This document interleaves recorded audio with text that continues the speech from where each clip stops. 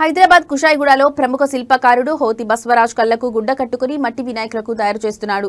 పర్యావరణం పరిరక్షించాలని కోరుతూ మట్టి వినాయకులు ముద్దు అన్నారు. ఇది మొట్టమొదటి ప్రయత్నం అన్నారు. గతంలో శ్రీరాముని విగ్రహాన్ని కూడా కళ్లకు గుడ్డలు కట్టుకుని తయారు చేశాడు. గతంలో ఉత్తమ శిల్ప కళాకారుడిగా విశ్వగురు వరల్డ్ రికార్డులో స్థానం సంపాదించారు. కుషాయిగూడలో ఎన్నో విగ్రహాలు నెలకొల్పి అద్భుత శిల్ప కళాకారుడిగా బస్వరాజ్ పేరు సంపాదించుకున్నారు.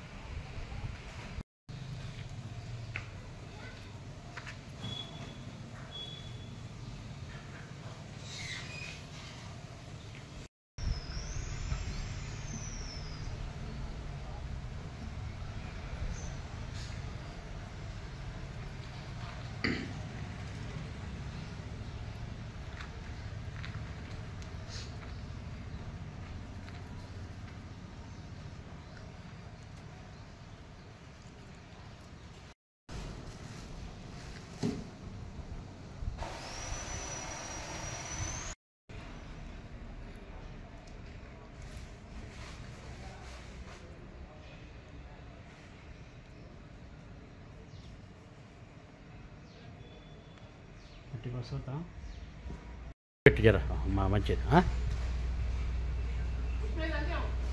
సరే సరే సరే సరే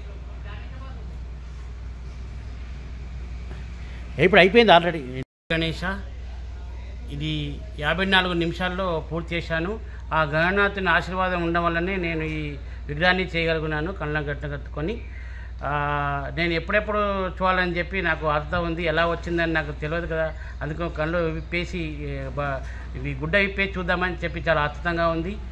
ఆ విఘ్నేశ్వర ఆశీర్వాదాల్లో, మీరు అందరి యొక్క ఆశీర్వాదాలతో నేను దీనికి చేయగలిగాను. జై గణేష, జై జై గణేష. అండి, నా పేరు డాక్టర్ హోతి బస్వరాజ్, శిల్పి, హైదరాబాద్. ఈ 2025 సంవత్సరానికి గణేష్ ఉత్సవాల సందర్భంగా ఈసారి మన భారతదేశంలో సంప్రదాయంగా వస్తున్నటువంటి గణపతి పూజలు జరుగుతున్నాయి. మన భారతదేశ సంప్రదాయం ప్రకారము అన్ని దేవతల కన్నా ముందు విఘ్నేశ్వరుడి పూజ ముందు చేస్తాము. అది ఆయనకు మనము అందించుకునే పూజ అన్నమాట. మొట్టమొదటిగా గణేష్ పూజ చేస్తామన్నమాట. అయితే ఇందులో గల్లీ నుంచి పట్టణం ఊర్ల వరకు ప్రతి ఒక్కరు ఉత్సవం చేసేది గణేష్ మన భారతదేశంలో. మరియు చిన్నపిల్లల నుంచి పెద్ద పిల్లల వరకు ఈ గణేష్ ఉత్సవాలు జరుపుకుంటారు. అయితే భగవంతుడు కళ్ళు తెరిచినా కళ్ళు మూసినా మన మదిలో ఉంటాడని ఇది ఒక నిజం. అదేవిధంగా నేను కళ్ళకు గద్దలు కట్టుకొని విఘ్నేశ్వరుని క్లేలో తయారు చేద్దామని ఒక చిన్న ప్రయత్నం. మీ ఆశీర్వాదంతో, ఆ గణనాథ ఆశీర్వాదంతో నేను ఇప్పుడు దీన్ని చేయబోతున్నాను. జై గణేష.